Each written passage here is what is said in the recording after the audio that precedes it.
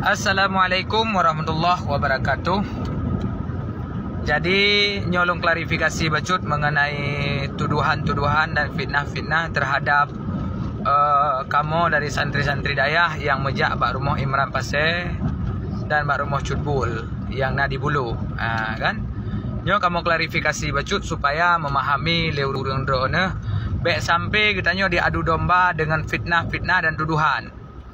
Jadi kamu dalam rangka mejak Mbak Rumoh Imran Paseh untuk kamu meminta kepada Imran Paseh agar dia meminta maaf yang telah menghujat, memfitnah dan mencaci maki Ayah Sub.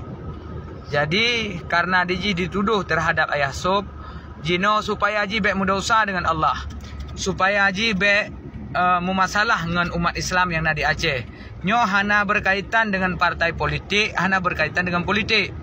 Tetapi nyo mengenai tentang masalah yaitu harga diri ulama yang kadi fitnah.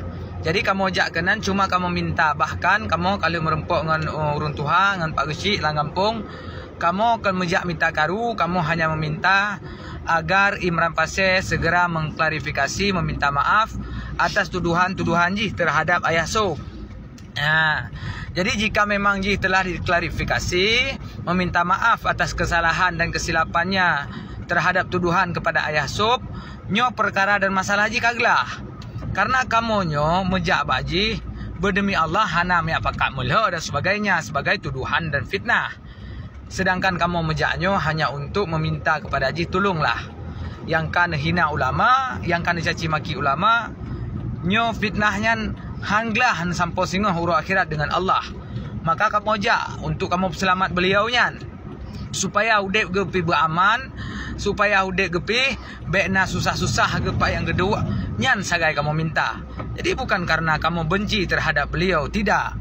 Justru karena kamu sayang ke beliau, maka kamu jak.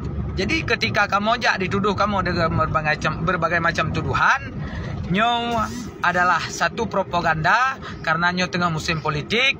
Jadi propaganda tersebut nyo untuk dipakai gedanyo bangsa. Nyo berhati-hati dan waspada kepada gedanyo Bandung.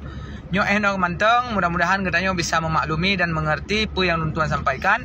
Wabillahi taufik wal hidayah. Wassalamualaikum warahmatullahi wabarakatuh.